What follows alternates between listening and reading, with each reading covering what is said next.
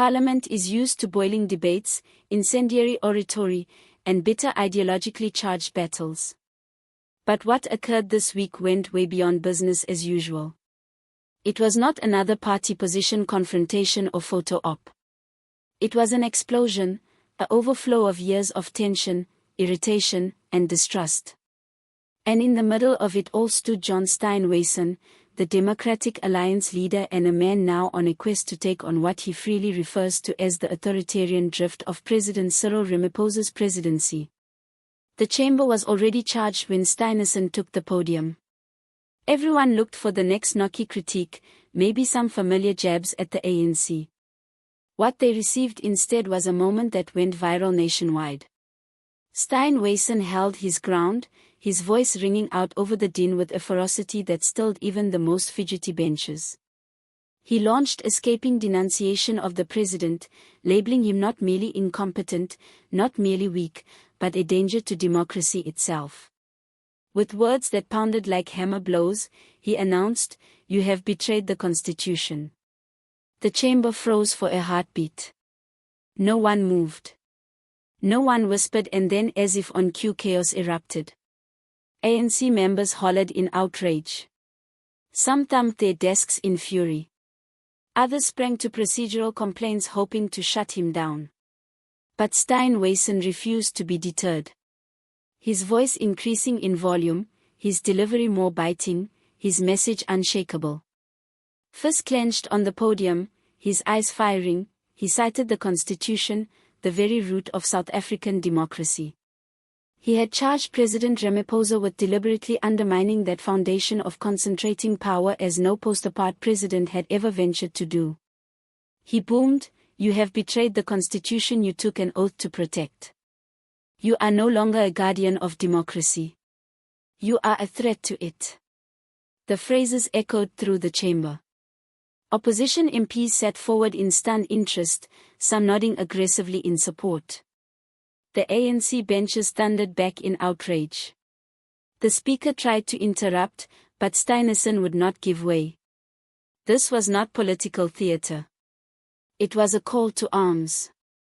Steenhuisen took it a step further, accusing the Ramaphosa government of crossing the most perilous line, one dividing democratic leadership from autocratic rule. He referenced what he termed as proof of state espionage on opposition members, creeping censorship of free media, and the weaponization of state organs to silence and intimidate critics. "We are not a nation of subjects," he stated, his voice shaking with rage but honed with purpose. "We are a nation of citizens, and we will not be governed by fear, by secrecy, or by a man who talks of transparency and functions in the shadows." The outcry only grew. ANC MPs yelled back, their tempers flaring, but Steenhuisen's words were already resonating outside of Parliament. Videos of the incident filled social media within hours. In living rooms, taxis, and offices nationwide. South Africans argued if it was the work of a hot-headed opposition leader or the call of a patriot shouting in warning. Later in the session, President Ramaphosa reacted. He did not shout. He did not reflect the blaze of his opponent. Rather, he used measured, nuanced words spoken with a clenched jaw that could be seen. He flatly dismissed the accusations as reckless, inflammatory, and threatening to the nation's unity. He maintained that his administration had always behaved within the parameters of law and that placing fear on the agenda for political purposes was beneath Parliament's dignity. Leadership, he asserted, is not about demolishing institutions with lies. It is about establishing trust through accountability. But sharp-eyed witnesses in the room saw something else. A flash. A brief hesitation in Ramaphosa's equanimity. It occurred when Steenhuisen accused him personally of masterminding what he described as a democratic facade, a government that appears open and accountable but secretly exercises authoritarian zeal. The president seemed cornered for the first time in years. The confrontation is a watershed in South African politics. For months, the DA leader had attacked government failures in the delivery of service, corruption, and stagnation in the economy. But this time, it was different.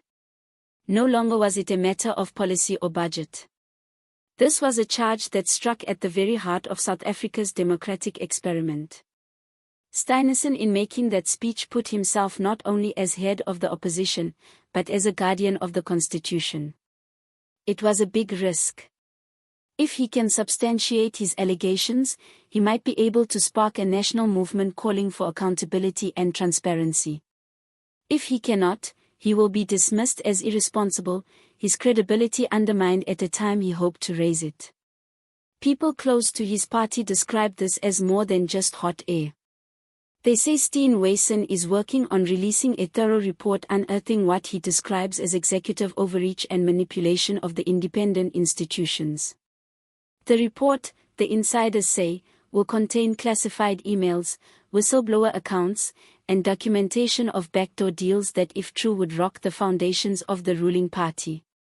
Legal analysts are already making guesses at the possible constitutional implications. Parliament might be compelled to have unprecedented discussions on presidential accountability, impeachment procedures, and the extent of executive power if the allegations are found to be true. At the same time, the ANC is not sitting on its laurels. Rumors indicate that the governing party is drafting a formal complaint against Steenhuisen on charges of inciting unrest and denigrating the president in parliament. Should such a complaint go forward, it has the potential to ignite a protracted battle of procedure that keeps the country's eye squarely upon the National Assembly. Aside from the politics, everything is at stake. South Africans tired of corruption allegations and economic woes are desperate for leadership that builds trust in the system. For some, Steenhuisen's impassioned speeches were a promise kept, someone boldly articulating the unsaid. For others, it was a reckless gambit, one that threatens to destabilize brittle institutions when the country least needs it. But whether one interprets as a wild gamble or a wake-up call that is necessary, the impact cannot be denied. Social media is on fire with discussion. Opinion columns are flowing forth. Civil society organizations are already demanding independent audits into Steenhuisen's accusations, and the ANC for the first time in ages appears shaken. For the moment, Parliament's halls may be still, but the reverberations of this clash will be heard for months, maybe years to come. South Africa is at a fork in the road. Two stories are now openly at war. One of an unfairly tarnished president and the other of a president exposed as a threat to democracy. Will Steenhuisen bring the evidence he threatens? Will Ramaphosa counter with candor or retreat behind more obfuscation? And most critically, how will the South African people perceive this confrontation?